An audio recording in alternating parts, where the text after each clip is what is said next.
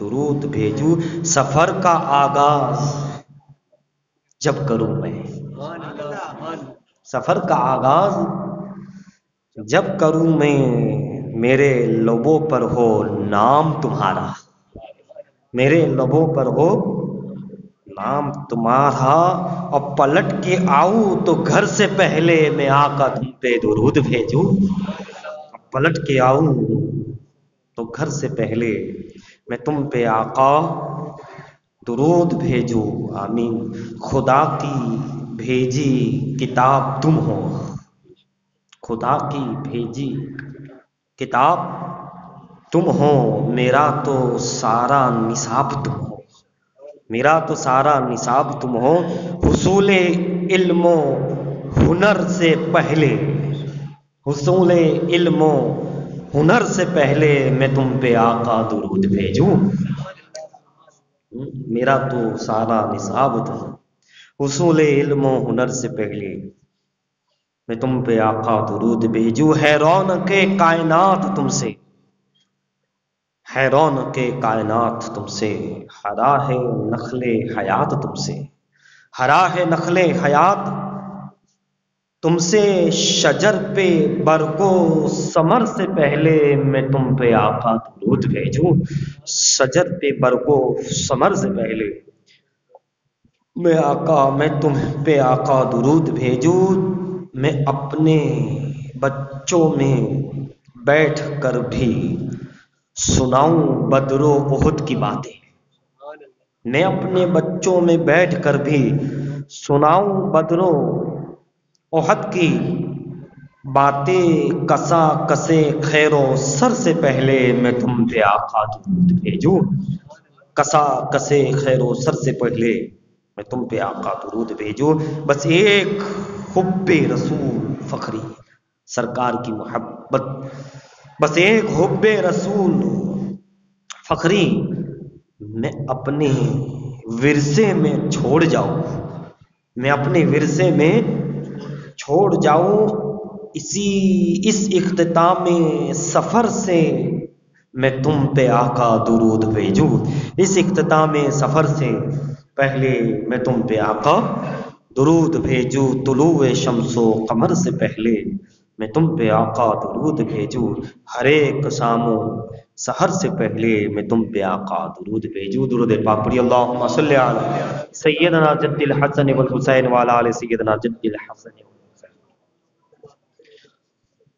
درود کا حکم ہی ایسا ہے کہ فوراً اس پر عمل کیا جاتا ہے، ذکر الہی اور درود پاک مصطفیٰ صلی اللہ علیہ وسلم، آیت مکمل ہوتی ہے اور فوراً حکم پہ عمل ہوتا ہے نا۔ گزشتہ جمعہ میں سنے تھے،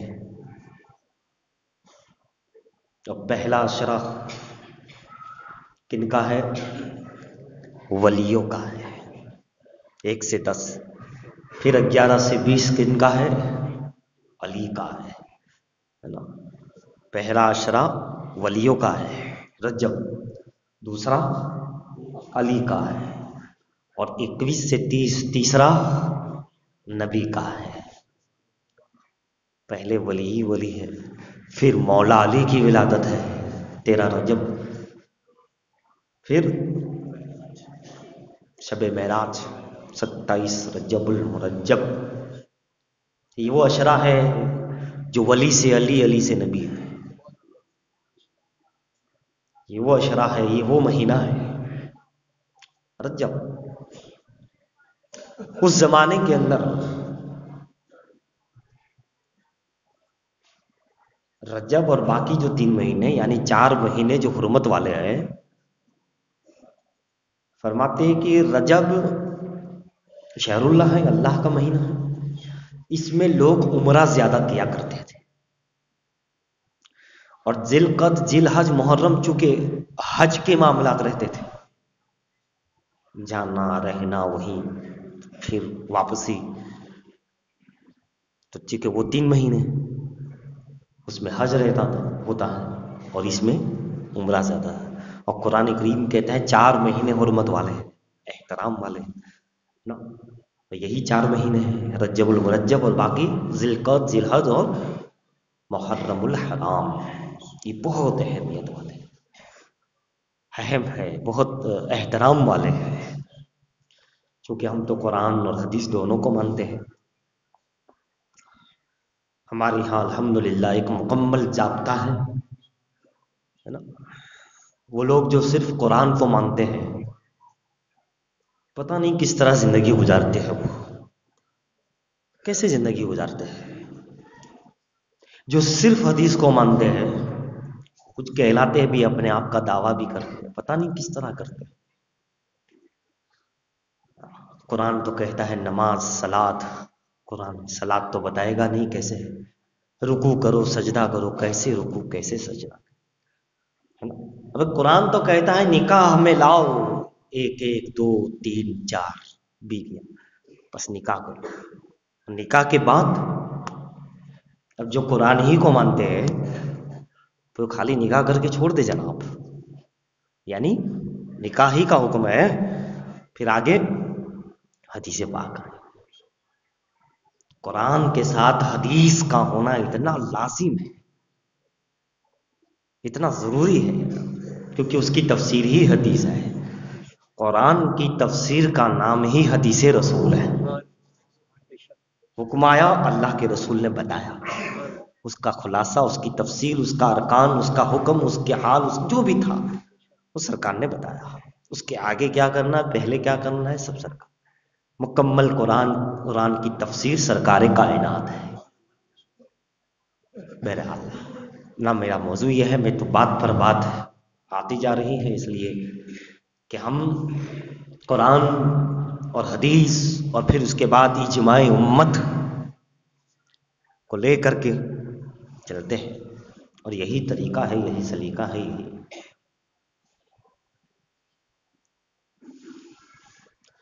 چار بڑے فرشتے ہیں، ان کا درجہ بہت بڑا ہے، بہت بلند ہے درجہ۔ فرشتوں کی بھی الگ الگ مقامات ہیں، درجات ہیں۔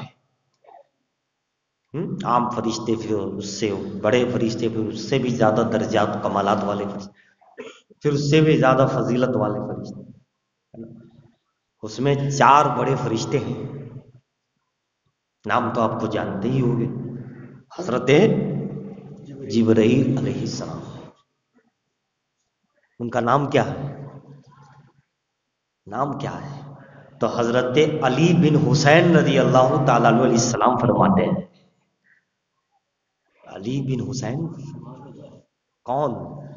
علی اوسط، حضرت امام زین العابدین رضی اللہ تعالیٰ۔ اور ایک جگہ ابن عباس بھی فرماتے ہیں، روایت انہوں نے بھی، کہ جبرائیل علیہ السلام کا نام عبداللہ ہے۔ سبحان اللہ، یہ راز تو اہل بیت نہیں کھولیں گے تو کون کھولے گا؟ تفسیر ہی نانا جان ہے، قرآن حدیث اور آل ہے نا۔ اللہ، عبداللہ نام ہے۔ میکائیل کا نام کیا ہے علیہ السلام؟ فرماتے ہیں ان کا نام عبید اللہ ہے۔ پھر اور بھی آپ آگے نام بتاتے ہیں، اسرافیل کا نام عبد الرحمن ہے۔ پھر فرماتے ہیں جہاں ایل آتا ہے، انہی کا قول میں آپ کو پیش کر رہا ہوں، ایل جہاں آتا ہے وہ سب کے سب ہی اللہ کے مقرب بندے ہیں، وہ بندے ہیں جبرائیل، میکائیل، اسرافیل، اسرائیل، ایل آتا ہے آخر میں، جہاں وہ سب اللہ کے ماننے والے بندے ہیں، فرشتے ہیں۔ آج کل ایک ایل چلا ہے، کیا بولتے ہیں اس کو، آئے ہیں گئے ہیں، ابھی ہمارے بزرگ تو پہلے ہی ان سے ملاقات کر چکے ہیں، آئلن آ رہے ہیں، ایل آ رہا ہے۔ ہماری درود شریف اور آیت الکرسی ایسی ہے کہ جنات، شریر جنوں سے بھی بچاتی ہے اور شریر انسانوں سے بھی بچاتی ہے۔ حفاظت آیت الکرسی ہی ایسی، فلق اور ناس ایسی ہے۔ بہرحال اپنا موضوع نہیں ہے، ہم پہ جاتے بھی نہیں، اگر مگر کی باتوں میں کیوں پڑنا۔ فرمایا جبرائیل میرے آقا کے قول کے مطابق تمام کے سردار، تمام سے افضل ہے، فرشتوں میں سب سے افضل ہے۔ فرمایا کہ فرشتوں میں ان کا نام کیا ہے جانتے ہو؟ خادم رب عز وجل. فرشتے ان کو خادم رب کہتے ہیں کیونکہ رب کے احکام اور اس کی خدمت، احکام کی فرما برداری. بہرحال یہ 4 فرشتے، عنوان یہ بھی نہیں فرشتوں میں، ورنہ جبرائیل کا مقام کیا ہے، اسرافیل کون ہے، مزرائیل کون ہے، اسرافیل کون ہے، کیسے کیسے فرشتے ہیں. ایک طویل عرصہ چاہیے، کئی دن گزر جائیں. کبھی لیں گے اس عنوان کو بھی بیان کریں گے کہ فرشتے اور فرشتوں کے ساتھ رشتے کیسے ہوتے ہیں، اور فرشتوں میں کتنی طاقت ہوتی ہے، اور فرشتے کہاں ہو، کیسا ماحول ہے، کیا ہے. بہرحال ان کا نام اصل کیا ہے، ان کا کام کیا ہے، اور کیسے کرتے، اور کن سے اوپر ہے اور کن کے غلام ہے نا. تو یہ 4 فرشتے بہت بڑے ہیں، بہت بڑے ہیں. ابھی میرا عنوان یہ نہیں ہے، اس لیے تو شجرہ شاہ عالم میں بھی نام آتا ہے. جبرائیل ناصر انبیاء اللہ، میکائیل اہل طاعت اللہ، اسرافیل قوی اللہ. 4 فرشتے بہت زبردست اللہ کے مقرر. اب یہ 4000 برس سے بحث کر رہے تھے، مسئلہ حل نہیں ہو رہا تھا، مسئلہ حل نہیں ہو پا رہا. کیا ہے وہ؟ کون سے اعمال ہیں جن سے بندے کے گناہ معاف ہو جاتے؟ وہ کون سے اعمال ہیں جن سے بندے کے درجات بلند ہوتے ہیں؟ وہ کون سے اعمال ہیں جس پہ کرنے سے بد عمل جہنم واجب ہو جاتی ہے؟ وہ کون سے اعمال ہیں جس پہ بخشش ہو جاتی ہے؟ اس پر بحث چل رہی تھی. جبرائیل کچھ کہہ رہے تھے، میکائیل کچھ کہہ رہے تھے، اسرافیل و اسرائیل علیہ السلام کہہ رہے تھے کہ یہ کرنے سے ایسا ہوتا ہے. ہم نے کہا یہ کرنے سے ایسا ہوتا ہے. لڑ نہیں رہے تھے، وہ لڑتے ہی نہیں ہیں، لڑنا جھگڑنا ان میں نہیں ہے. تبھی تو کبھی کہاں تھا کہ یہ انسان پیدا ہو رہا، یہ فساد کرے گا. بہرحال یہ بہت امپورٹنٹ بات ہے، اتنی امپورٹنٹ ہے کہ حضور غوث پاک رضی اللہ تعالیٰ عنہ جب مزار پاک میں گئے اور منکر نکیر سوال کرنے آئے من ربوں کا، تو حضور غوث پاک نے رضی اللہ تعالیٰ عنہ نے فرمایا میں جواب تو دوں گا، لیکن تم مجھے پہلے اس سوال کا جواب دو کہ جب اللہ نے کہا کہ میں خلیفہ بنانے والا ہوں تو تم نے ایسا کیوں کہا کہ یہ فساد کریں گے؟ ہم تصریح کرتے تو منکر نکیر کہتے حضور وہ اور تھے، ہم ان میں سے نہیں ہیں، ہم وہ نہیں، ہم نے نہیں کہا تھا، وہ کہنے والے کوئی اور تھے. کہا وہ اور تھے تو تمہارا گروہ تھا، فرشتوں کا ہی گروہ. تو یہ بھی خاص امپورٹنٹ بات ہے کہ وہ بول کیوں پڑے ہیں، وہ پھر کبھی عرض کریں، موقع رہا تو آج بولتے. حضرات گرامی، اب یہ بحث کر رہے ہیں کون سے ایسے اعمال ہیں ہزاروں برس نکل گئے. بھئی اللہ کی شان، اللہ کا نظام، وہ جیسا چاہے جس طرح چاہے، وہ اس کی شان ہے. بھئی کون سمجھ سکتا ہے؟ وہی جانے، اس کے بتانے سے اس کا حبیب جانے، ہے نا. تو اسی لیے جب معراج ہوئی تو فرمایا اس معراج میں میرے محبوب آ رہے ہیں، تمہارے جو مسئلہ ہو ان سے پوچھ لینا، حل ہو جائے گا. یعنی بڑے بڑوں کے مسائل جب حل ہوئے اسے شب معراج کی ایک جھلک کہتے ہیں. 4 بڑے فرشتوں کے بڑے مسائل کو حل ہوئے ایک جھلک میں، ایک لمحہ، اسے شب معراج کا ایک حصہ کہتے ہیں. کیا شان ہے. اور سرکار تو پھر علم غیب وہ کیسا زبردست، ان کے سوا کون ہے. حدیث پاک میں ہے کہ اللہ تبارک و تعالی نے دنیا کو میرے لیے اٹھا دیا. میرے لیے آقا فرماتے دنیا کو اٹھا لیا. آپ جانتے ہو کوئی چیز اگر نیچے رکھی ہے، میں دیکھ رہا ہوں، ہو سکتا ہے نیچے کا حصہ نہیں دیکھو یا نیچے رکھی ہوئی چیز اتنا خاص نظر نہیں آئے گی، لیکن جب آپ اس کو اٹھا کے دیکھیں گے تو سامنے ہر چیز نظر آئے گی. نیچے رکھی ہوئی چیز کچھ چھپ سکتا ہے، کچھ رہ سکتا ہے، لیکن اگر اٹھا کے دیکھ لیا میں مسلح ہو کے کوئی چیز ہو تو چاروں طرف سے نظر آئے گی. یعنی آقا فرماتے دنیا کو میرے لیے اٹھا دیا گیا اور میں نے اس کو دیکھا سامنے دیکھا، یوں نہیں دیکھا یا اس طرف کر کے نہیں دیکھا، کسی نے ایسا بھی چہرہ کر کے دیکھا تھا، ہے نا. جبرائیل کہاں ہے، ادھر ہے یا ادھر ہے، اور آقا سامنے دیکھ رہے ہیں، انہیں نظریں گھمانے کی ضرورت نہیں. سرکار تم دنیا کو دیکھنے کے لیے دائیں بائیں نہ کرنا، میں دنیا تمہارے سامنے لا کے رکھ دوں گا. حالیہ سامنے سامنے شست زہد سمت و مقابل شب و روز ایک ہی حال، ایک ہی حال. یہی شعر جو اعلیٰ حضرت کا ہے، یہ دیکھو اس حدیث کی ترجمانی کر رہا ہے. فرمایا دیکھا، اب یہاں دو لفظ ہے اس حدیث میں، ایک ہوتا ہے انظر اور ایک ہوتا ہے نظر تو. نظر تو کا مطلب دیکھ لیا، اور انظر دیکھ رہا ہوں. انظر اور نظر تو، نظر تو کا معنی ہے دیکھ لیا. اللہ نے میرے لیے دنیا کو اٹھایا، میں نے دیکھ لیا. اور انظر کا لفظ یعنی میں دیکھ رہا تھا، دیکھ رہا ہوں اور دیکھتا رہوں گا. حدیث کے الفاظ اٹھاؤ، یعنی سرکار نے صرف دیکھ نہیں لیا، ابھی بھی دیکھ رہے ہیں.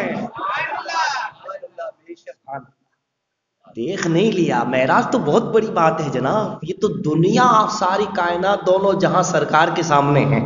اور ہے شست جہد یعنی چھ دشا شست جہد شب و روز ایک ہی حال، سامنے ہی ہے. شست جہد یہ 6 دشا، دائیں بائیں آگے پیچھے اوپر نیچے سرکار کے سامنے ہے. والنجم اذا ہوا، فرمایا میں دیکھ رہا ہوں. تو کوئی یہ بھی کہہ سکتا ہے بد عقیدہ، ارے وہ دیکھ تو رہے ہوگے، چلو حدیث ہے تو کبھی کہے، پر دور سے کہاں نظر آئے گی؟ دور سے بندہ چھوٹا دکھتا ہے، دور سے بہت بڑی بڑی چیزیں بھی مختصر دکھتی ہے.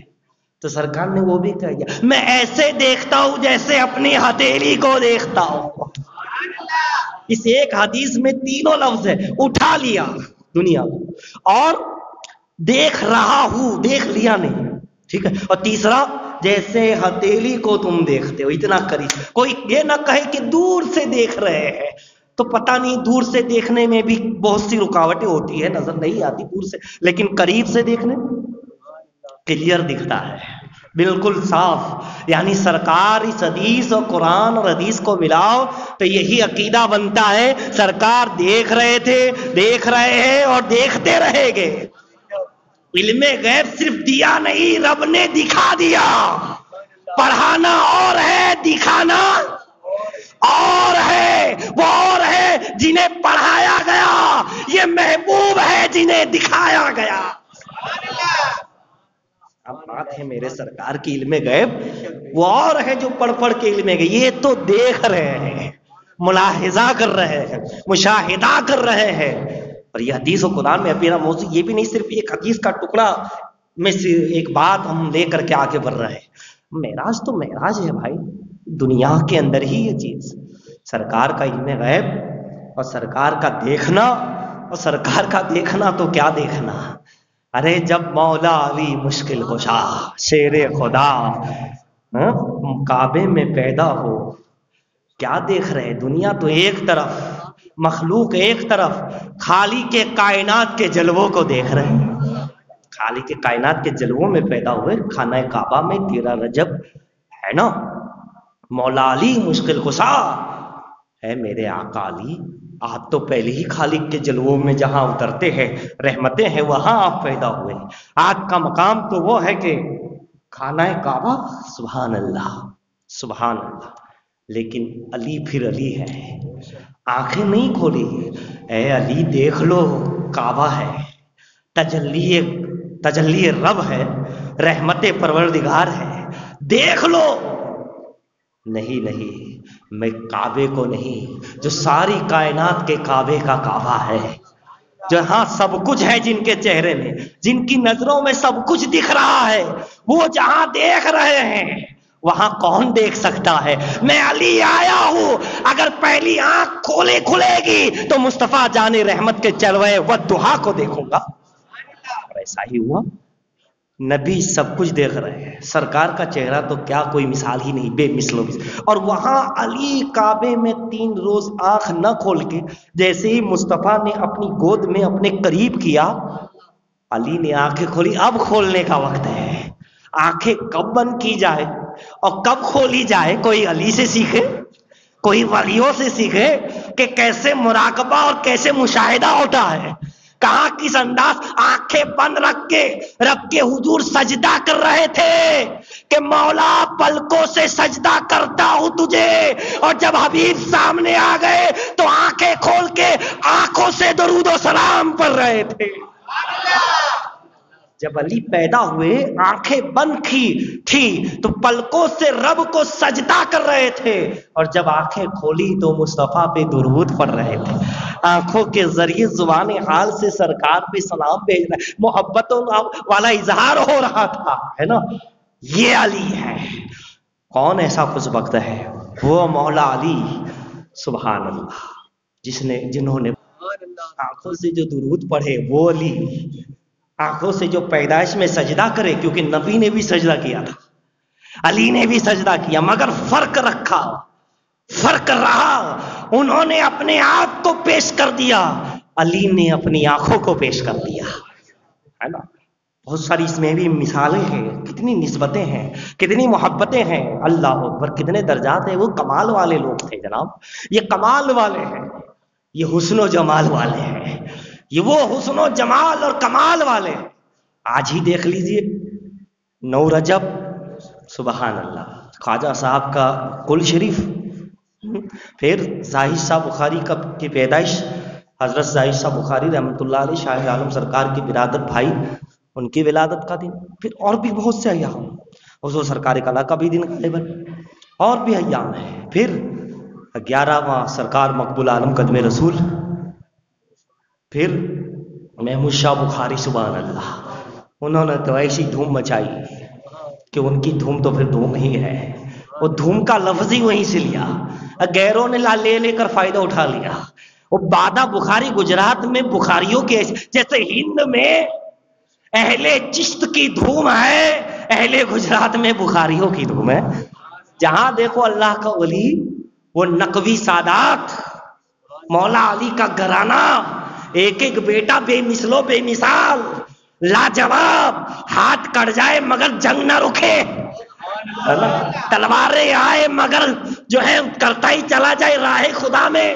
اللہ اکبر، اللہ اکبر کبیرہ، کہاں تک بیان کیا جائے، کس انداز میں اللہ اکبر کبیرہ آپ اندازہ لگاتے چلے جائے. پھر آپ دیکھیں 14-13 رجب تو مولا علی ہے رضی اللہ عنہ. 14 رجب میں تو کیا کہنا، حضور غریب نواز کی ولادت، قطب عالم سرکار کی ولادت، سرکار غریب نواز سرکار خواجہ حسام الدین جگر سوختہ پوتے سرکار غریب نواز رضی اللہ تعالیٰ عنہ کے، پھر حضرت سید سالار مسعود غازی رضی اللہ تعالیٰ، بڑے شہید اعظم ہندوستان، بڑا مقام و مرتبہ ہے. تو حضرات گرامی، ایسا ایام ہے، ایسے دن ہیں، یہ گناہوں سے بچنے کے ہیں، یہ تقوی پرہیزگاری کے ہیں، یہ فیضان اولیاء سے مالا مال ہونے کے ہیں. موسیٰ سہاگ چشتی سہروردی قلندری کا دن ہوگا. ایسے اولیاء کرام، ایسے. اب وہ مسائل کیا تھے؟ مسائل کی بحث تو رہ گئی، کوئی بات نہیں، انشاءاللہ کرتے رہیں گے ہم وقتاً فوقتاً. کون سے وہ 3 کام ہیں، وہ کون سے کام ہیں جن سے گناہ معاف ہو جاتے ہیں؟ بحث ہو رہی ہے. سرکار کی آمد ہوئی، سبحان اللہ، فرشتوں نے استقبال کیا، مرحبا کہا، خوشی کی لہر دوڑ پڑی. بھئی سرکار سامنے آ جائے اور فرشتے ہو تو انداز کتنا ادب والا ہوگا، کتنی محبت والا ہوگا، کتنا پیار والا ہو. ایک وہ فرشتوں کے مقام ہے جو سرکار کے بہت قریب رہے، اور ایک اصحاب کے مقام ہے جو بہت قریب رہے، اصحاب کے مقام ہے جو بہت قریب رہے، اور اہل بیت ہے ظاہری باطنی روحانیت میں جو سرکار کے قریب رہتے ہیں. بڑے نصیب والے ہیں، بڑے خوش نصیب ہیں جو سرکار کی یادوں میں بسر کرتے ہیں. تو بحث ہوئی تو عرض کیا گیا، حضور یہ کون سے کام ہے، نیکیاں ہے جس سے گناہ معاف ہو جاتے ہیں؟ اللہ کے رسول علیہ الصلوۃ والتسلیم پر، چونکہ اللہ نے دکھایا، بتایا، سب کچھ، استاد بھی وہی، سکھانے والا سب کچھ وہی، خدا نے ان پہ ساری چیزیں روشن کی. سرکار نے فرمایا وہ 3 کام ہیں، وہ 3 عمل ہے جس میں گناہ معاف ہو جاتے ہیں. کہا کیا؟ کہا پہلا یہ کہ سردیوں میں اچھے سے وضو کرنا. دوسرا، گناہ معاف ہو جاتے ہیں پہلے. مسجد میں چل کر جانا، مسجد میں جانا اور چل کر جانا، چند ہی قدم چلے مگر چلے، دور سے بہت دور سے آ رہے ایک الگ چیز ہے، مگر اطراف نہیں، چل کے جانا، ایک ایک قدم پہ گناہ۔ فرمایا تیسرا، ایک نماز کے بعد دوسری نماز کا انتظار کرنا، بھلے ہی آپ کام میں ہے گئے لیکن خیال ہے 5 بجے کی جب آتے اتنے بجے نماز اثر پڑھنی ہے، انتظار کر رہے ہیں آپ کہ نماز کا وقت ہونے والا ہے، نماز میں مجھے جانا ہے، یہ اگلی نماز پڑھنی ہے، ایک نماز ادا کرنے کے بعد دوسری نماز کا انتظار کرنا۔ فرمایا 3 چیزیں انسان کو گناہوں سے پاک کر دیتی ہے، امتی کو گناہوں سے پاک کر۔ کتنا زبردست، کتنا آسان ہے لیکن کرنا تھوڑا مشکل ہے، آسان ہے لیکن ہمارے لیے مشکل ہو گیا ہے، لیکن جن کے رتبے ہے سوا ان کو سوا کوئی مشکل نہیں۔ جب عزم مضبوط ہو تو مشکل نہیں ہوتا، جب ارادہ مضبوط ہو، محبت مضبوط ہو تو مشکل نہیں ہوتا۔ اللہ والوں کی تقوی، پرہیزگاری، ان کی عبادت، ان کی ریاضت، حضرت ابو الخیر خواجہ ابو الخیر رضی اللہ تعالیٰ عنہ نے زندگی بھر میں کبھی بھی میں کا لفظ استعمال نہیں کیا۔ بڑا مقام ہے حضرت کا، بہت اونچے ولی گزرے، اتنا پرہیز کہ میں کا لفظ آیا ہی نہیں ان کی زندگی پر، کبھی نہیں آیا۔ وہ ایسے بزرگ مانے جاتے تھے اور اتنا فیض تھا جو اپنے ہستی کو مٹھا دیتا ہے۔